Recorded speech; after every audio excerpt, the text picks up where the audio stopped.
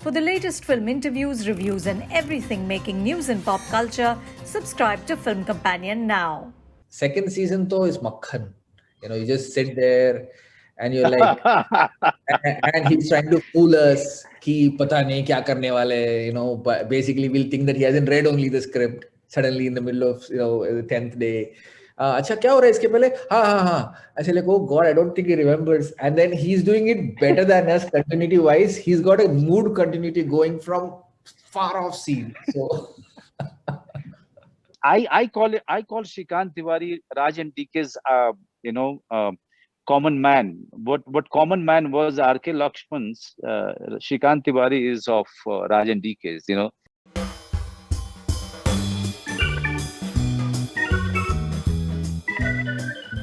Raj, DK, Manoj, first of all, many congratulations on season 2 of The Family Man. I just love the show. It is so intricate, it's so witty, it's so wise.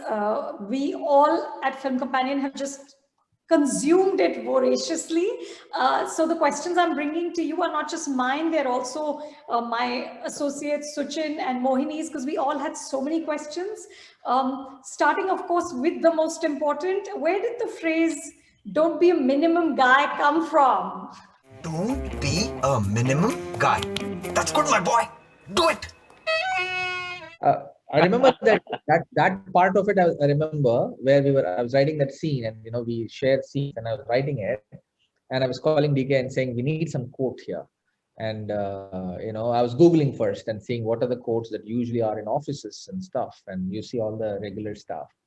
Then we said no, let me not pick one that's already there, and so it sounds wrong English. Don't be a minimum guy. It's actually strange. But the idea was it sounded fun.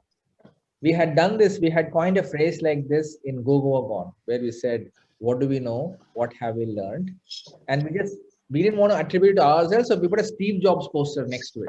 It felt like, in case if you go and actually search if Steve Jobs actually said that line, you'll be surprised that the only place he's quoted as saying that line is in Go Go Gone. I don't think he ever actually said that line. To authenticate it. Indeed. Yeah. So of course, Shrikant Tiwari is not at all a minimum guy. In fact, he's a maximum guy, if anything.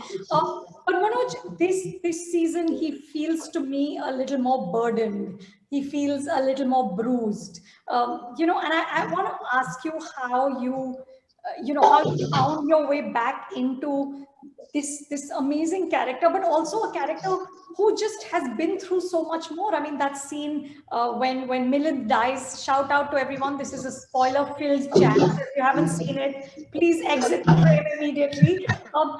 That scene you did when Milind dies. I mean, it was heartbreaking. That scene you did with JK in the hospital, and when he says, I hate tears, it was heartbreaking. How did you summon the emotion of the season? When if you remember the first season, both the directors and the writers, they set up who Shrikant Tiwari is and what are his worlds and how successful he is, or how successful he's not. He's witty, he's quirky, he doesn't take his problems very seriously, or the children. He tries to give 200%, and he's so funny, he's so lovable. But somewhere, even in first season, there is a problem which is lurking, that you always feel that. It's just that he doesn't come face to face with it. In second season, when the restaurant scene happened, when he's talking to Shabi's character, that there's nothing, it seems, makes her happy. Okay. And that is eating him up, because somewhere he's left his passion job. He's doing everything possible. So he's not somebody who is in his element. He somewhere feels that he's trying to hold it all together, but he's unsuccessful. He's a failure. He's a failure as a husband or as father, and also as a profession, because he left his job and he's made to feel like a worm by his boss every day. He's not a happy man after all. And then he's given, then he has to leave everything, and wife says that, marriage is a sham on top of that. So when he goes to Chennai, he's not somebody who's in the great state of mind. He's somebody who's reaching Chennai with a mind of a failure. Okay, somebody who feels like a loser, and then he's given the toughest task of his life. So after the police station, I mean, when Milind dies, it's not only about Milind dying; it's about the sense of being a failure on every count that hits him very hard. And that is when he's talks to his wife, and he can't even complete anything, and then he has a meltdown there. So it's not about somebody who's being emotional. It's about all the things which are there in his mind playing up, and then he doesn't have anybody to really confide to. Tell me, Raj and DK, I want to get a sense of this writing process, because here's a show that incorporates so many points of view. I think apart from Major Sameer, there's no straight up bad guy, right? You're seeing where everybody's coming from. Even Sajid, those moments with Sajid and Raji, where he says it's an honor to serve with you, give you a sense of a shared humanity. What is the legwork required to write something like that, where you're talking about extremely thorny issues, but you're also not wanting to take sides. You're also not wanting to get anything wrong, because you'll be called out for it, immediately. How does it work? How do you two write and then it goes to Suman, or what's the process? I think we don't, at least for season 2 or even season 1, we didn't wear a cautious hat. We didn't say like, oh my God, we have to be cautious here, cautious there. Oh my God, it's going to be sensitive. For some reason, we weren't in that mode at all. Maybe because we were trying to figure how to get a solid character out. It was really focusing on that character and this character. What happens if I go and peep into their camp and see what they're talking, or what's happening? What do you think Sajid and Raji would be talking right now, instead of being on Shrikant's side? So the idea was to be there and try and see what would be happening there and what is their mental state like. What if they're all having food together, and then before she has to go kill herself, and what would they be talking? So these are the exciting elements when you're writing a story. It's just purely story at this point. There is no political sensitivity or anything in that matter, thinking like, let's not go there, let's not go here, because you are loving each character as you build them. So you are in that home with them. So at that point, they're just our characters. They're just something we're creating, and we want to be happy with them. We want to be, there with them. So that was the primary thing, even in the season 1 or 2. Even in season 1, when Musa is sitting there and eating chapati, and sitting on the ground and eating it. It's just that how are they? Let's see. So it's coming from there versus what to show and what not to show. So maybe that's the fundamental part of it. But process kya hai? You both write together, like actual process kya hai? So yeah, then the three of us basically hole up in at that time it was one room office, and then we set up, all kinds of cards all over the room. And so now you brainstorm, and Suman usually came up with a lot of these, especially Project Zulfikar in the first one, and how this time the setup is like this and stuff like that. So he's good at the plotting of the geopolitical, especially that part of it. And then yes, DK, we're all excited about this. The genre is our favorite genre, one of our favorite genres. So we sit and now brainstorm. And it gets too serious and intense usually, because it gets that way.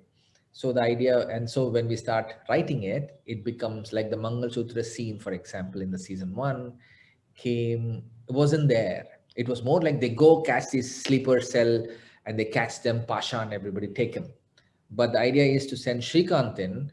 And now we said, what if he runs on the road and stops a woman going in a scooter and says, I want to, and she gives a ride, and it's almost like it also brings out the apathy of not consciously knowing apathy, but just unknowing apathy. People are going about their life, they're driving, and Shrikant is trying hard to stop a terrorist, and nobody's stopping to help him.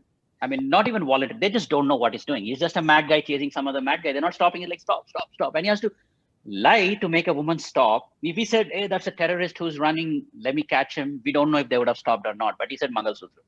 So immediately she stopped.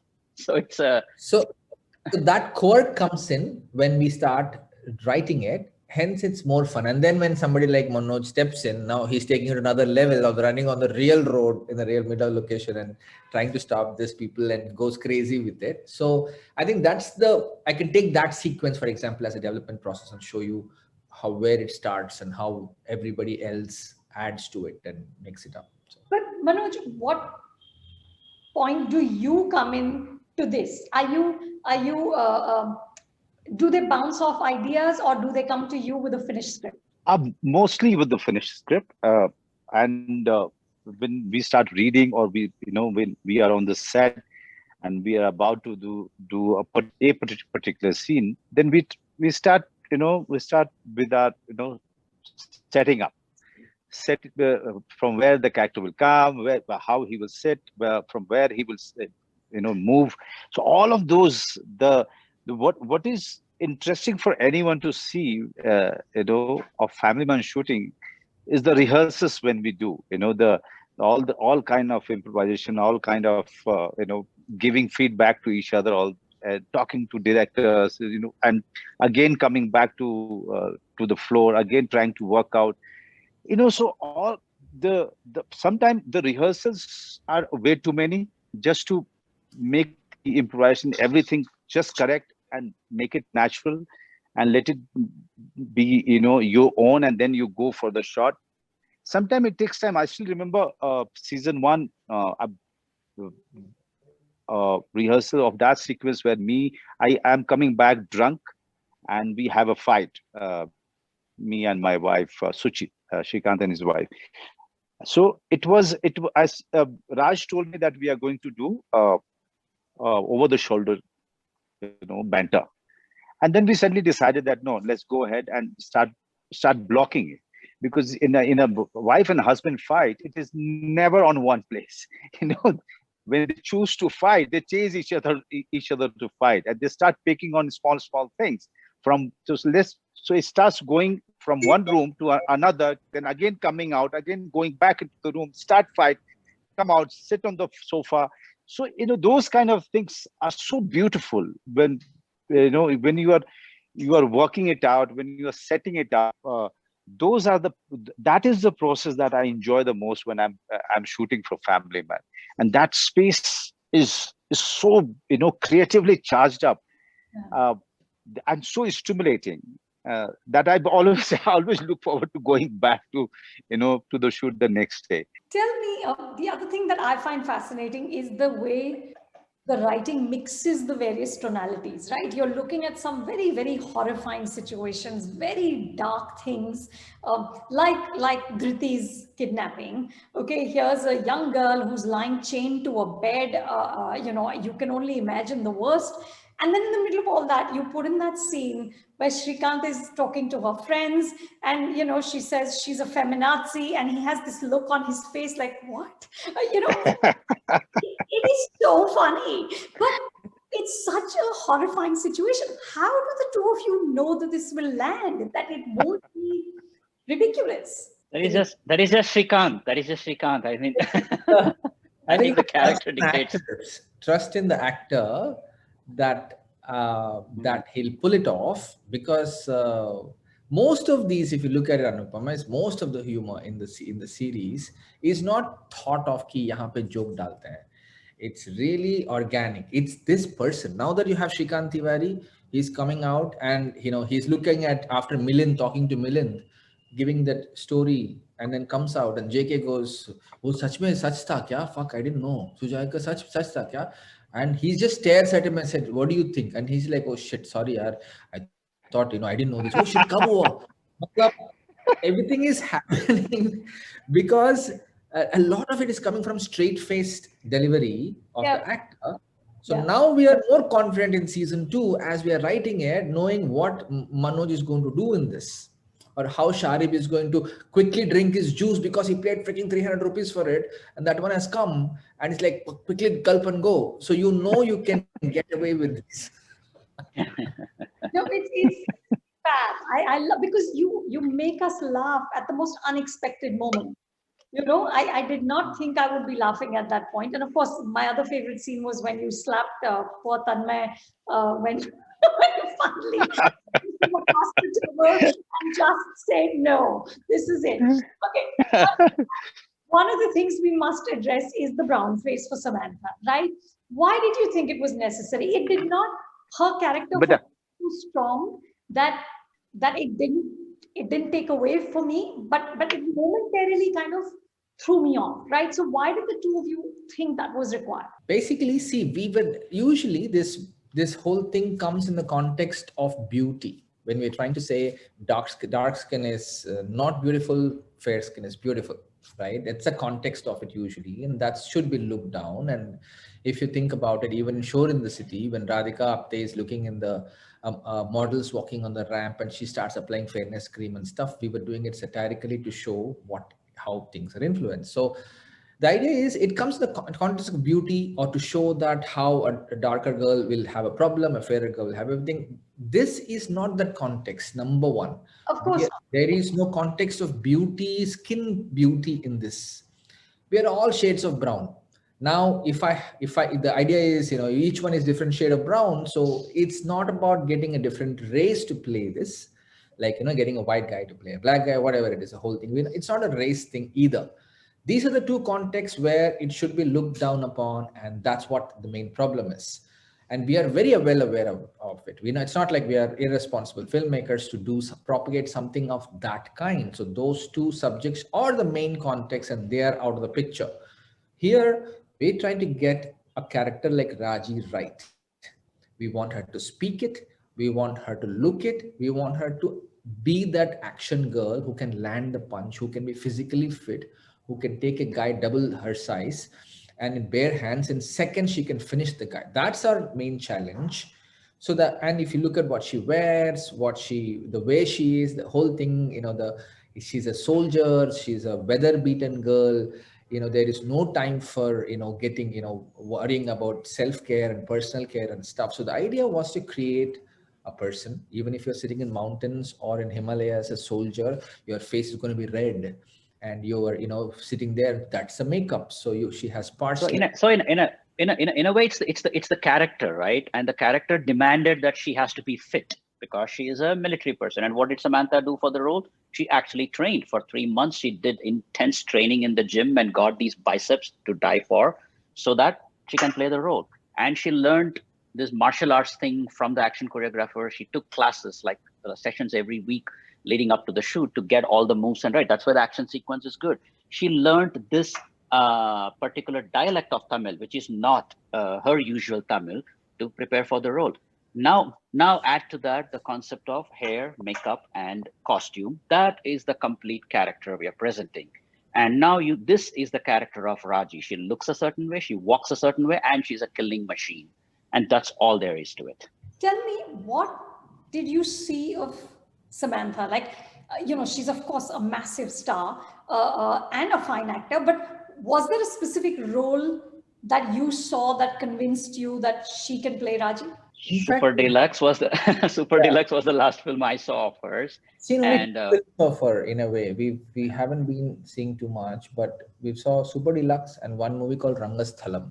Of course. Rangasthalam is the exact opposite of this kind of character, very chirpy, very glamorous. Yeah. More than a chirpy, lively girl, you know. Right. So it's just that even in Rangasthalam, when I was watching it, I was thinking, oh my God, she's a very strong actress to be holding this mood for so long, you know. So you just buy into the strength of the actor, saying that she is solid. It's a different role. I'm not thinking of casting her for Raji at that point, but the seed is planted that, oh my God, she's a very strong actress. She's able to pull this chirpy, happy girl with a flourish, with a touch to it. So you know there's confidence in the actor, irrespective of what genre it is. And then you see Super Deluxe saying that she can take that, she can experiment, she can take that.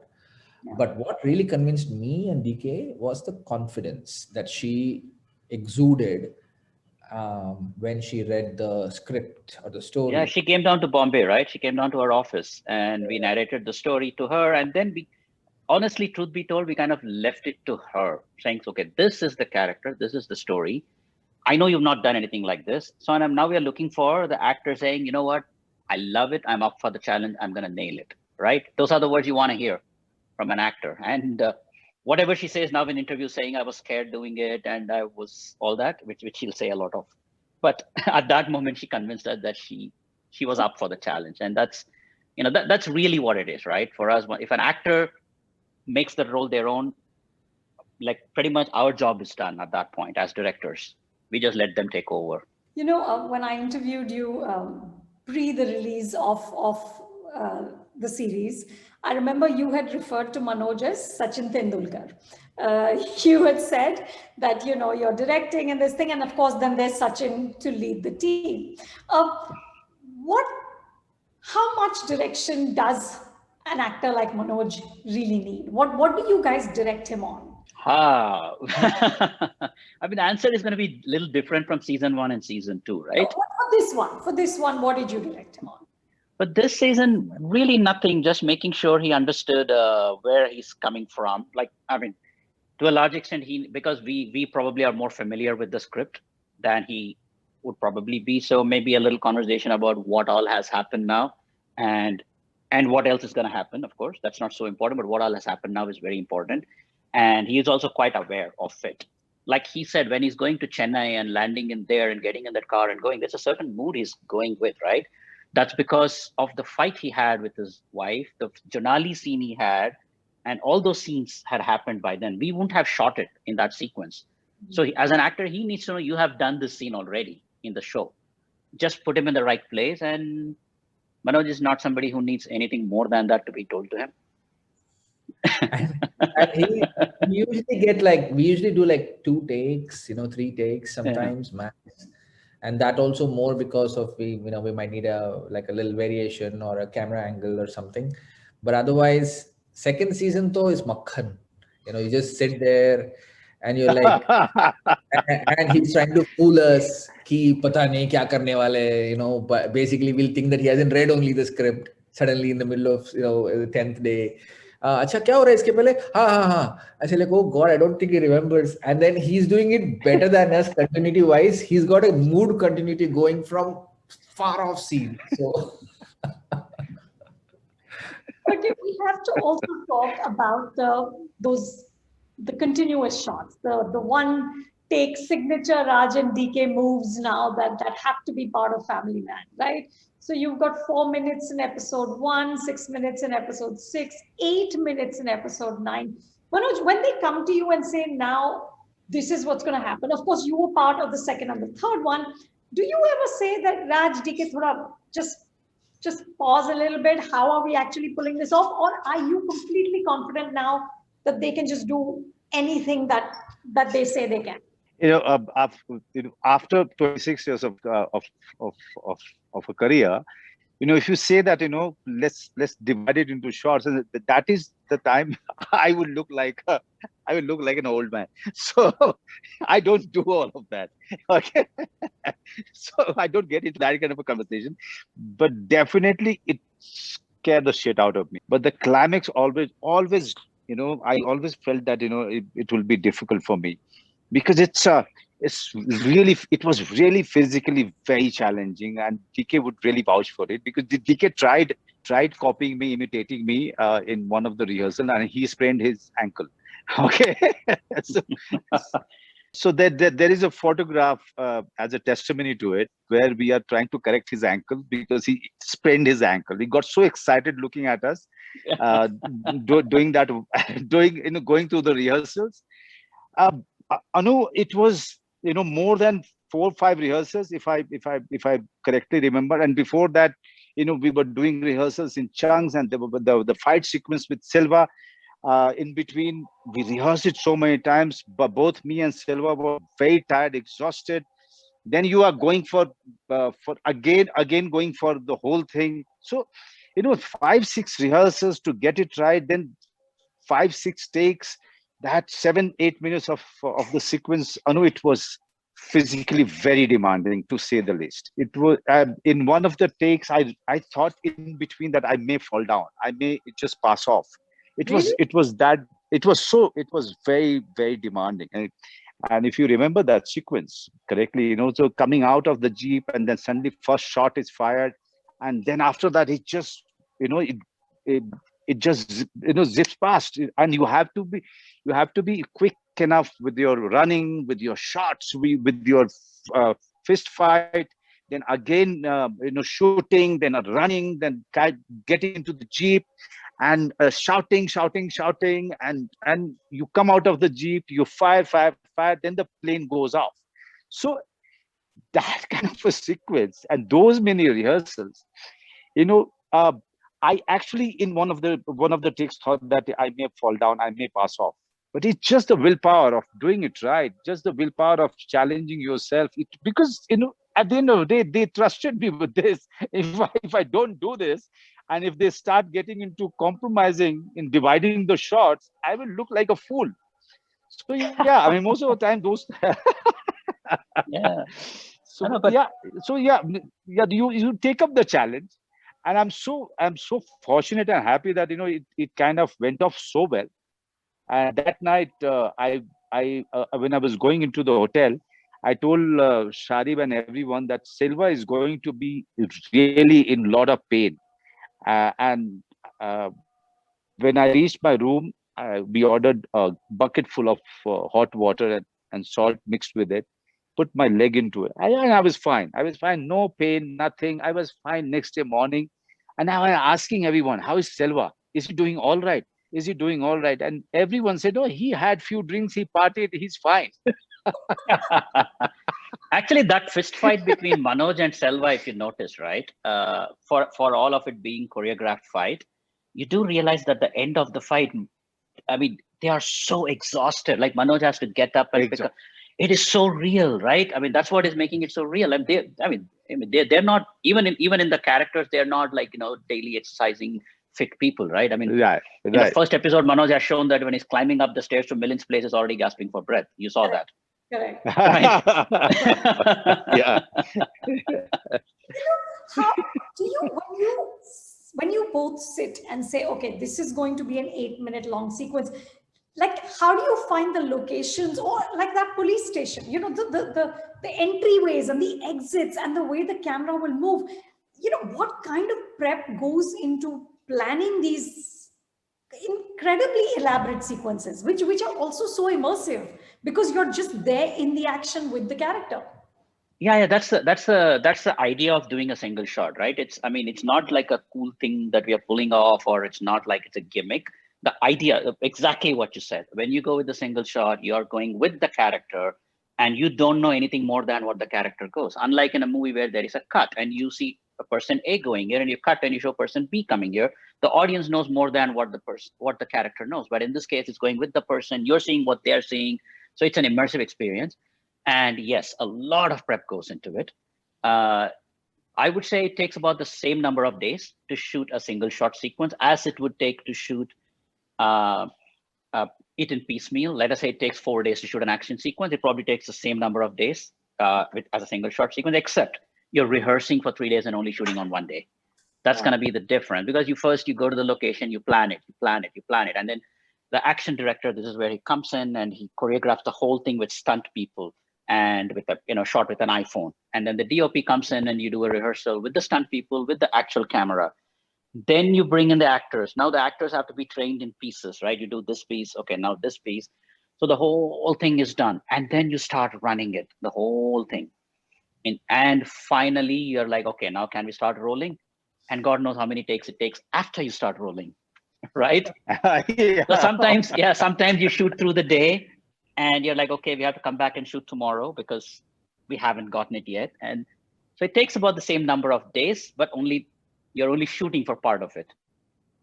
The other character who's just fascinating is, of course, Chelam Sir, who's become the stuff of memes and a legend already, right? Suchin said that he would love to see a spin-off Chelam Sir story. tell me, he's of course a fascinating character. I did think at times it was too convenient. Did the two of you have any discussions about, can Chelam sir just give all the answers like this? Chelam See, sir that- is actually Suman's favorite character. I just want to start with that. You can pick it up. Suman, Yeah, this is yeah, Suman's Again, favorite my- character. My He is voice like, is- oh, we have a problem, call Chelam. Okay, that's the thing. So it is one of those quirks at a plotting point or in a character's level, not the quirks within a scene. It's a deliberate, knowingly you're saying that I'm gonna mess up this organically, extremely organic, realistic looking story by having a bit of besur, or like what do you call off tune deliberately. I think it's something. It's extremely risky, and there's also so much excitement when you do it. So that we can easily avoid it. There is no need for Chelam if you think about it. Shrikant figured out Musa by himself. Yeah. So he can figure out this shit also. It's not a big deal. But the idea is to deliberately try and take that risk at the risk of somebody, like you're saying, it's convenient. And I've seen another review where it said that's the only filmy thing in the series and stuff like that. Very aware of it. And I'm okay with this reaction. But I'm also thinking, if it works in a strange way, it's got it's such a quirk for it that this has become now. It was trending or something yesterday, I was told. So it becomes one of those cool characters when you do that. When you break the character a bit. You could Boris could have been Boris throughout. He didn't have to break its character. He could have just been Boris and just been cool ass kicking dude in Go Gone. He didn't have to break it and say Dilli se hoon. So it's that thing that we tend to do. I hope it pays off every time. So Okay, Lonavala question. We discussed this when we last met. Lonavala mein kya hua tha, and you have dropped enough hints, but you have given us no conclusive sort of thing about Lonavala mein kya hua tha. I am assuming sab kuch hua tha, but tell me. And of course, the genius bait is कि अब London का भी आपने डाल दिया कि maybe London में भी कुछ होने वाला है. So this is clever. It's also very unfair. So what do you both have to say about this? And Manoj, did you not want to just say, yeah, just tell our viewers kya hua tha? That last two of them standing there, just again, you're leaving us in tenterhooks all over again. Raj, you take up this. But I really think that, till the time Shrikant doesn't come to know Lonavala mein kya hua tha, he's less troubled. He's less troubled. Yeah. Part of us was also thinking that when Shrikant knows, let the audience know. Like, Yeah. not let the audience know what Shrikant does not know. So Shrikant suspects something, let the audience suspect that. Shrikant has his own ideas, assumptions, let the audience have it. But it's That's a unfair good- for the that's a good audience to know answer. it, but Shrikant not to know. Yeah. Yeah, that's a good answer. And also the fact that anyway, quickly, I've said this before, is that I was just too shocked when you asked me last time too, that the amount of curiosity in Lonavala, we didn't expect it. That's the one of the few things we went and tweaked again in the script. Where you take something like Atharv is missing, shit, we need to figure out Atharv because everybody's in love with Atharv. Let's do that. We got a chance to tweak a bit because we were shooting already. Lonavala, we decided, I think it was such a misplaced excitement about it that maybe we shouldn't even answer it directly. Maybe let it just be there. Yeah. Well, We knew we were gonna get a little bit of a bashing for this for the Lonavala thing. We were aware of it walking in. So Manoj, I just have a little bit more. Manoj, do you feel that Shrikant Tiwari is as defining as Viku Matre for you? Because this character is now a part of popular culture. Everybody knows who he is, and the things he's done, the things he's said, they're part of our conversation. Do you have that sense? Oh yeah, I didn't. You can't have a sense of it when you're starting a series, and that too when you're making your debut on OTT.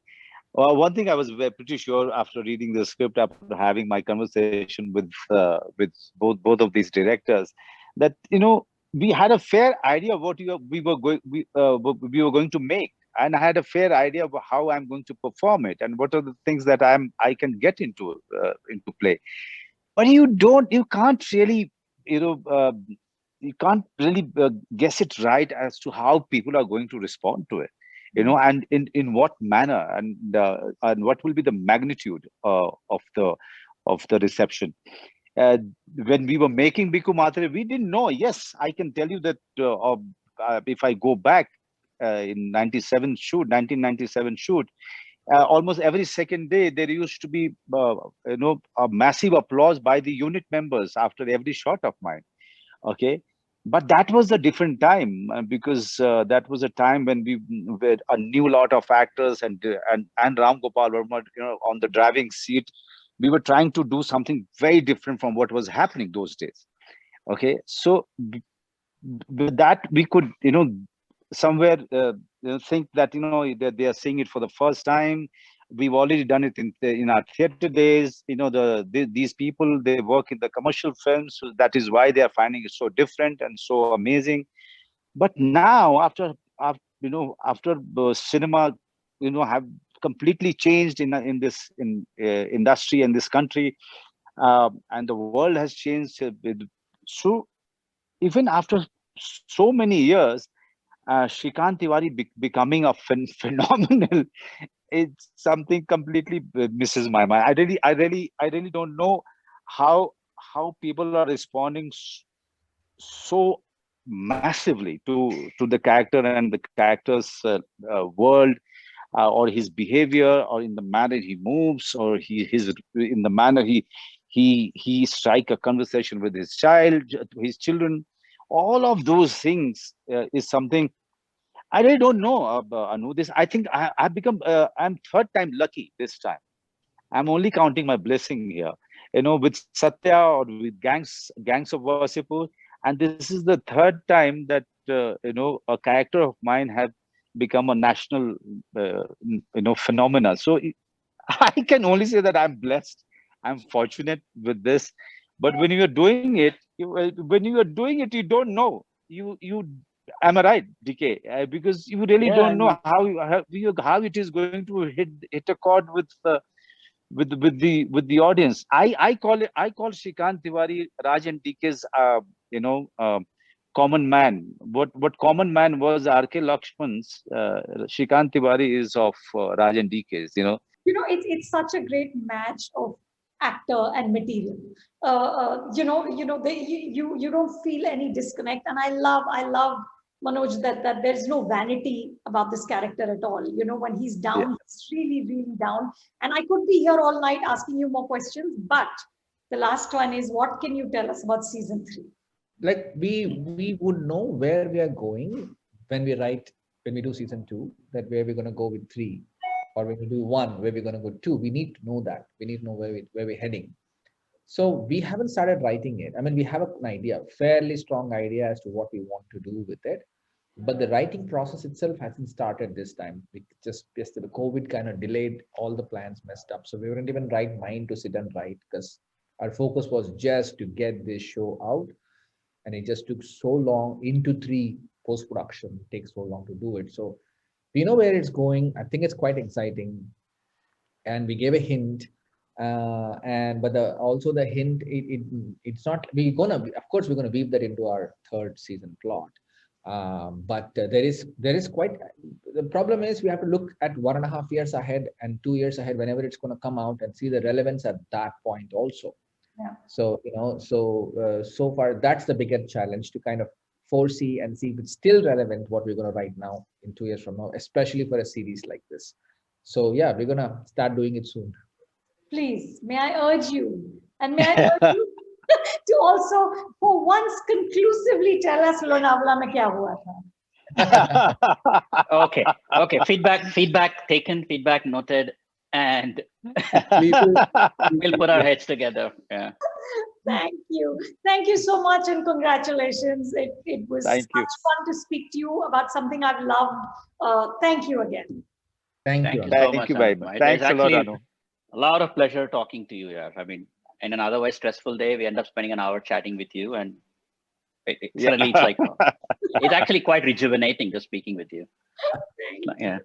This is Manoj Bajpayee. If you like this video, like, subscribe, and hit the icon. What bell? Yeah, go for it. I think that's a good one. That's a keeper. Hi, this is Manoj Bajpayee. If you like this video, subscribe to Film Companion.